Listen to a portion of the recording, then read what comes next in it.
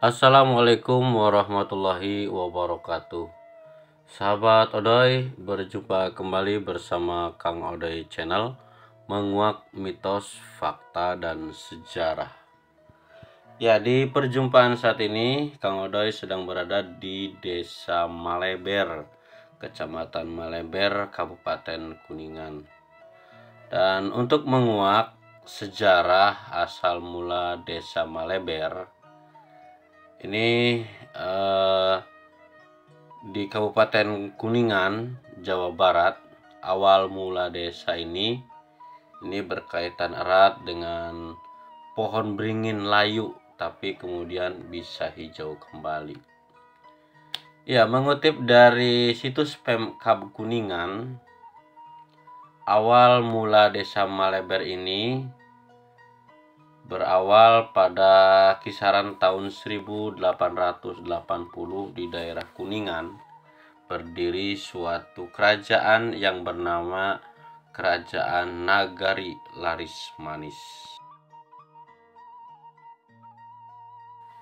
Kerajaan Nagari Laris Manis dahulu dipimpin oleh seorang ratu yang sangat cantik sekali, sahabat, yang bernama Putri Gandayang Sari.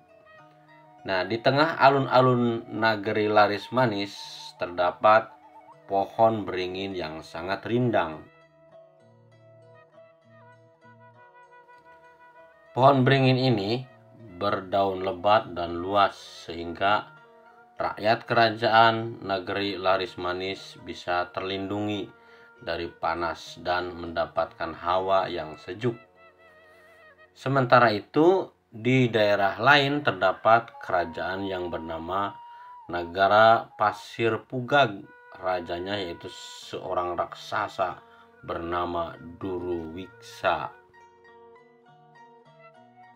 Duruwiksa ingin sekali menjadikan Putri Gandayang Sari menjadi istrinya. Suatu ketika, Duruwiksa pun melamar Putri Gandayang Sari, tetapi ditolak karena putri tidak mau mempunyai suami seorang raksasa. Lantaran lamarannya ditolak, kemudian Duruwiksa menghilang dan raganya masuk pohon beringin yang ada di Nagari Laris Manis atau sekarang namanya Desa Maleber. Oleh karena itu, aksinya kemudian terjadilah suatu malapetaka. Pohon beringin di kerajaan negeri Laris Manis ini mendadak menjadi kering. Daunnya berguguran, batangnya dan rantingnya pun kering.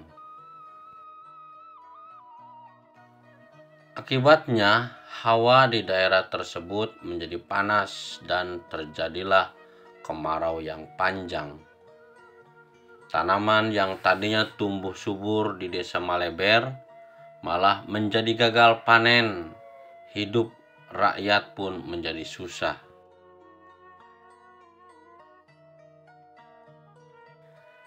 Di suatu waktu, dari negara alas pentas datanglah seorang kesatria gagah perkasa yang sangat tampan dan sakti.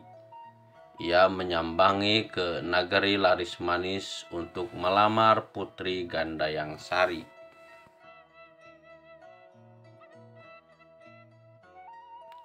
Dan kesatria itu bernama Sumandaka. Lamaran Sumandaka pun diterima oleh Putri Gandayang Sari dari Desa Maleber, tetapi dengan harus memenuhi dua syarat. Syarat yang pertama, Sumandaka harus meluruskan sungai Cisanggarung untuk berlayarnya Putri Gandayang Sari dengan dia apabila nanti sudah menikah.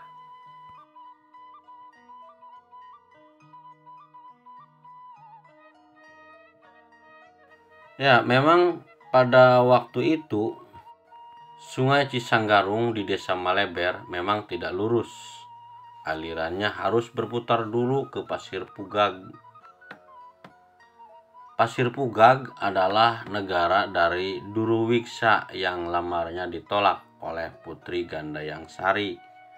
Oleh karena itu, sudah pasti akan mengganggu kalau mereka berlayar melewati negara si raksasa tersebut.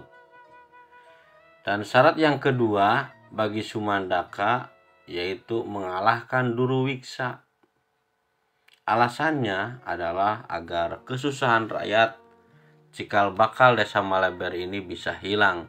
Kemudian Sumandaka pun memenuhi kedua syarat tersebut.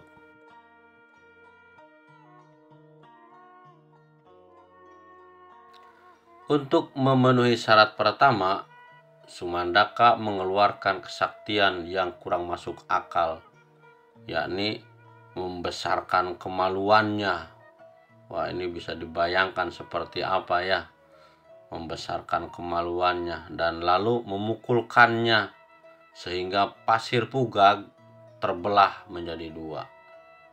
Dan akhirnya kini Sungai Cisanggarung alirannya menjadi lurus karena pasir Pugag yang tadinya satu menjadi dua.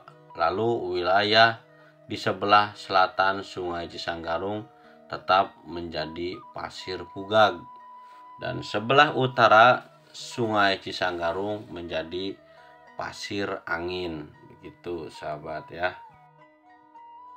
Ya, sekilas mengenai kesaktian Sumandaka yang dikatakan membesarkan kemaluannya sahabat ya.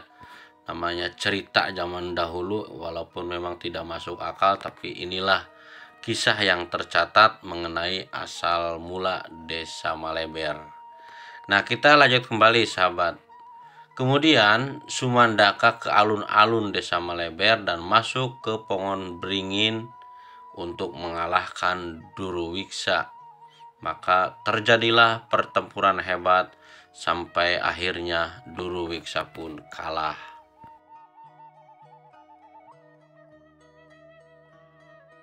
Duruwiksa yang kalah sakti, si raksasa ini kabur ke salah satu rawa dan masuk ke dalamnya. Sampai sekarang rawa tersebut bernama Cimurubus, termasuk maksudnya gitu tempat masuknya atau tempat mubus ya. Mubus ini masuk gitu ya, masuk ke dalam rawa disebut mubus. Jadi Duruwiksa ini sewaktu dikejar oleh Sumandaka dari rawa ini, kemudian keluar air jernih yang kemudian menjadi sebuah sungai.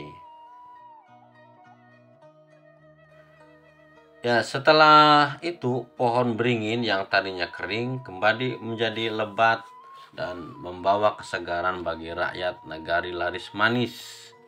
Kerajaan menjadi subur makmur, rakyatnya bersorak gembira karena kehidupan menjadi gemah ripah, repeh rapih loh Cinawi. Nah, sesudah kedua syarat dipenuhi, kemudian Putri Gandayang Sari menikah dengan Sumandaka. Nah, negara yang tadinya dipimpin oleh Putri Gandayang Sari diserahkan kepada Sumandaka dan semua rakyat berbakti kepada raja dan ratunya.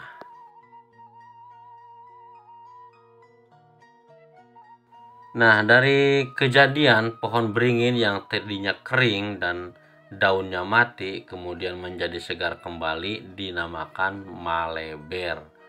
Lalu daerah itu pun dinamakan sebagai Desa Maleber hingga sekarang. Itu sahabat ya.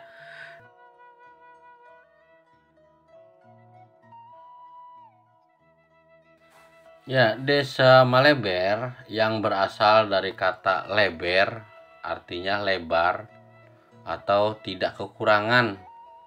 Ini selaras dengan perkataan dari Raja Sumandaka bahwa desa Maleber akan menjadi desa yang rakyatnya leber keberaniannya, artinya berani gitu, akan menjadi desa yang unggul dari desa-desa lain. Desa yang namanya akan maleber kemana-mana konon gitu ya, khususnya di Kuningan. Nah, kemudian sungai yang airnya keluar dari Cimurubus dinamakan Sungai Cimaleber yang airnya jernih dan juga tidak pernah kering walaupun terjadi kemarau panjang. Kemudian pada tahun 1989 terjadi pemekaran desa. Desa Maleber dibagi dua, yaitu menjadi desa yang baru, yaitu namanya Desa Padamulya. Itulah sahabat ya. Jadi Desa Padamulya ini merupakan pemekaran dari Desa Maleber yang dimekarkan pada tahun 1989. Ya, dan itulah sahabat tentang asal-usul Desa Maleber. Mudah-mudahan bermanfaat. Terima kasih atas kebersamaan dan kesetiaannya. Tetap setia dukung channel Kang Odoy agar tetap berkembang dengan like, komen, dan subscribe-nya. Juga tak lupa ucapan salam hormat pada Bapak Kepala Desa Maleber beserta seluruh jajarannya. Salam sejahtera buat seluruh masyarakat Desa Maleber, dan mudah-mudahan narasi sejarah Desa Maleber ini bermanfaat. Tak lupa mohon maaf yang sebesar-besarnya. Terima kasih. Wassalamualaikum warahmatullahi wabarakatuh.